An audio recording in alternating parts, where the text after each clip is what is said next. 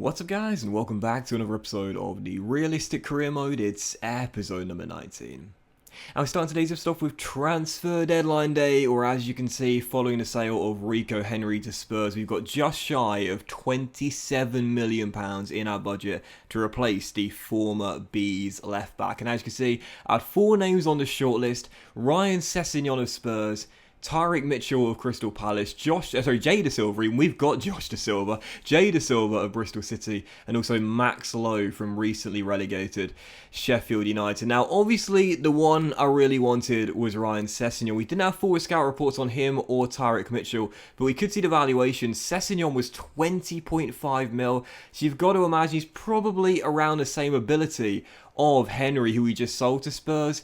But of course, as we know, we're trying to do this series as realistically as possible. I just didn't think it would be realistic for Sessegnon to come to Burnley on a permanent deal, perhaps on loan, but not on a permanent deal. And I wanted to bring someone in permanently, you know, obviously Tyrick Mitchell as well, great young talent of Crystal Palace. Wasn't too sure about the realism of that, as he's a regular starter, has been a regular starter under Hodgson this season at Selhurst Park. So because of that, I opted to go for either Jay De Silva or Max Lowe of Sheffield United. In the end, I opted for Jay De Silva of Bristol City. Can't tell you exactly why I opted for him over Lowe, but I absolutely love how rapid this guy is. If we train the stamina up, I think he could be the ideal like-for-like replacement from Rico Henry, because he's great going forward as well. High medium work rates, fantastic ball control at 79, dribbling is 71 as well. And if we can get the defensive work rate up to high, given the high work rates, the 80 plus stamina, you know I love that on a wide player. And yeah, there we go, the silver is in to replace Rico Henry for a much cheaper deal. So in the end, it's like a 20 million profit after the sale of Rico Henry, because we sold him to Spurs for 27.5 mil. De Silva only cost us 7. That is a smashing piece of business, in my opinion. I'm really pleased with that, because don't forget, he is also a year younger than Rico Henry. Whilst I take the point, he's 4 ratings lower than our former left-back now playing for Spurs. I don't feel like it would be much of a downgrade. So I'm really pleased with that, personally. And of course, Charlie Taylor is a decent stand-in at 77 overall as well. So I think we've done a great job there, selling Rico Henry for a massive fee and replacing him with a player of similar ability and also a very cheaper transfer fee to pay. So following that, as you can see, we had a bit for Ben Mee, and also Chris Wood. Lille wanted to take him to France. They want more firepower as they try and stay in a Champions League spot in Ligue 1. And as you can see, we sold him £6.2 million. Chris Wood, as we know, started the series off on absolute flames. He was on fire. Then he got the ACL, and then he never scored again. Yeah, Chris Wood, tragic story, really. It was just absolutely amazing. He was our star of the series at the time. But again, 6.2 mil was a fee, and I just thought it was best, you know, a fresh start for him in France. You know, a clean break from Burnley. He's done well for all the years he's been here, but in the twilight of his career now, 30 years old, he's become 4th choice striker. And if a club in a European competition, which Lille are right now, they're in the Europa League in the game, come knocking, yeah, I think it's probably likely he would want to leave, and therefore I didn't want to stand in his way. Only fair. We let him go to France, and he is off to Lille. So we decided to replace him with this man, Tyrese Campbell, son of Kevin, playing for Stoke City in the Championship. He had a great start to last season, and it was so sad that he got that season-ending injury, because he was looking on fire when the Championship began last year, but unfortunately, that injury ruined his season. Hopefully, he'll come back stronger for next year. But in the game, we snapped him up from Stoke and bought him to Burnley. And I must say, really happy with this deal as well. Not an expensive transfer fee to bring the guy in. We had him last year, if you remember, in our lockdown career mode with Nottingham Forest. And this guy's absolutely rapid. 75 overall, only 22 years old. Bringing him from the Championship to the Premier League. He should be playing top-flight football. The same overall as Chris Wood, but 8 years younger. What I love as well is that this guy is absolutely quick off the mark as well, just like our dynamic duo of Aaron Connolly and Callum Wilson as well. That's what we want, an impact sub with pace. We don't have that. We had Wood, he's not the quickest. We have McBurney, he's definitely not the quickest, but Tyrese Campbell off the bench running at tired legs. I'm really happy with that signing there as he comes in from Stoke City for our second signing on deadline day. And I thought, you know what, we've got a little bit of money left over. Don't want to spend it all, but I wouldn't mind a new squad winger, because Goodmanson and Robbie Brady are both in their 30s. They won't last very long, and outside of those two, we haven't really got anyone else to replace Dwight McNeil and Reece Nelson on the right. So I thought, again, let's go down lower leagues, as Burnley like to do. Look in the Championship. Bristol City signed De Silva, and now we're bringing a mate for him to play with here at Turf Moor. Antoine Semenyo, I was scouting him last year, decided not to bring him in.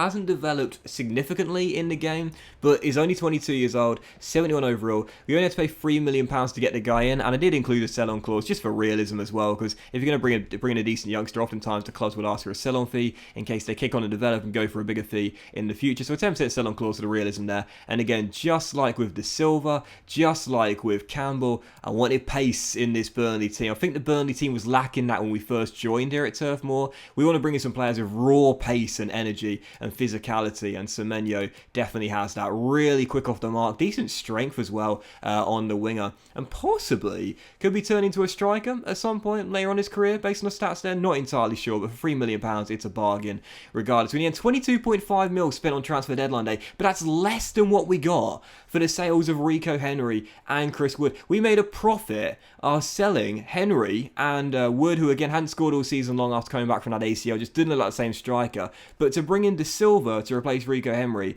Tyrese Campbell to replace Chris Wood on the bench, and also Semenyo as a squad winger to eventually take over from Robbie Brady or Goodmanson as the backup for Dwight McNeil and Reece Nelson. I've got to say, fantastic piece of business there towards the back end of the January window. I didn't plan for any of this to happen, but sometimes things are just sprung upon you. You just got to do your best. I think we did a great job there. I'm really happy with what we did in the window. And also as well, I think realistically too, pretty pleased with how things went out. You know, selling Henry to Spurs, obviously there is a traditional, if you will, the traditional Big Six team in the Premier League, in a European competition in the game, of course. And, you know, obviously selling Wood to Lille. They're also in the Europa League in the game, and a bigger club than ours as well. I wouldn't say standing in the way of those two players going to those clubs there would have been realistic, so I was happy to do that. And again, the three players coming in, they were all championship players, and Burnley are like that. They don't go very far afield with their recruitment policy. They like to bring players in that have had experience in the Premier League, or if not playing in the Football League, as opposed to looking for players too far outside of the United Kingdom and Ireland. So I'm pleased with that. I think realistically did a really good job there, and I'm also happy with the way the team is progressing as well. More squad depth, yes, a little bit of a step down in the left-back role, but otherwise, totally fine with what we did in this window. So yeah, 13 games to go in the season. As you can see, 9th place in the table, 10 points off the Blues, Chelsea in 5th place. Can we catch them? I doubt it. We'll keep ourselves in the hunt for as long as we can in the race for a Europa League spot. And also progressing through to the Southampton game, we saw our draw for the FA Cup 5th round. Unlike last year, we're not getting quite as favourable draws in the Cups. Last year, of course, we had that incredible run of Championship sides all the way to the semi-final. This year, we had Aston Villa in the 3rd round. Sheffield United, to be fair, relegated to Championship in the 4th round. But now West Ham, David Moyes' side, away from home. Fantastic season in real life. And by the way, it was kind of nice for me to see it, because I've always defended Moisey. I've always liked Moisey, so it was really pleased to see him a great year with West Ham this season. So fair play to Moyes, and also a great achievement for West Ham as well to break up the top 6. Very impressive indeed. Not many people would have thought that would happen at the start of the season. Fair play to them for doing that. Anyway, we've got them in the FA Cup last 16, so very tough tie there away in London. Still, following that, it was time for the first game of the 2 in today's episode. We had Southampton away at St Mary's on the south coast. Really needing to return to winning ways after that big missed opportunity. The 2-2 draw with Man City, where we threw away the 3 points late on against Guardiola's side. Took the lead through Callum Wilson, making it 1-0, connected with a great Nelson through ball. And then Nelson takes matters into his own hands for the second goal, stepping in from the right and turning it in at the near post for his 5th goal in the Premier League this season. Not been quite as amazing as he was last year, but again, for the fee we paid at the start of the season, it was 17 million. I think that's all we paid to bring Nelson back permanently. Definitely worth every single penny so far, as he's on the cusp of hitting 80 overall. Danny Ings made it 2-1, put Saints back in the game with was it Danny Ings or Shane Long? I can't remember now. With 17 minutes to go. This was really cool to see. Brought the kid off the bench, handed him his debut, and Tyrese Campbell, instant impact for our new number 9. Takes Chris Wood's old number, yes it was Shane Long indeed, takes Chris Wood's old number and bangs in the goal on his debut to give us the 3-1 victory. And that's what I wanted to see as well. You'd have seen for the goal, he ran clear of the back line to go through 1-on-1. That's what you want to see. Running at tired legs or running behind tired legs. That impact sub, that pace off the bench. I'm telling you guys, just a very mini tip for you here. I know most of you have them already, but you always want a player with raw pace on the bench, an offensive player I should say, with raw pace to bring off the bench in late game situations. With the fresh legs and energy, running at tired legs or again in behind, it is so crucial at times, and they are so easy to operate with. So yeah, Canberra wrapped it up 3-1 the final score there, and for our final game of today's episode, massive one here, taking on the Gunners here at Turf Moor, as both teams are battling for a Europa League spot. Arsenal would take lead in the first half. We had some chances in the second to get back on level terms. Didn't really wake up, to be honest, until after the restart. Had a couple of opportunities, but they weren't really clear-cut ones, more half-hearted ones, if you will. Wilson heading a corner over, and then Dwight McNeil firing off target from a very tight angle, as it was still 1-0.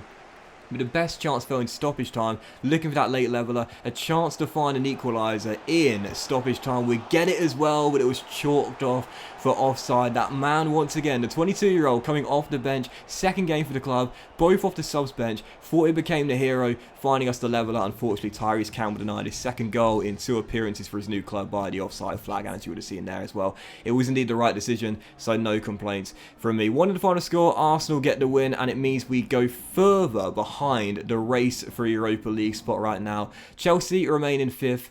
55 points on the board. We've been locked in 9th all season long, and now we dropped to 10th. Finally, we've moved out of 9th. Wolves have overtaken us, and we're now 11 points behind Chelsea with 11 games to go. Is the Europa League spot still available? It is, but it's going to be very difficult to make it now. But that will end this episode of the Realistic CM, guys. Big thank you for watching. Hope you have enjoyed it. If you have, then please do drop a like. Much love to you all. Have a fantastic day, and I'll see you for the next episode very soon.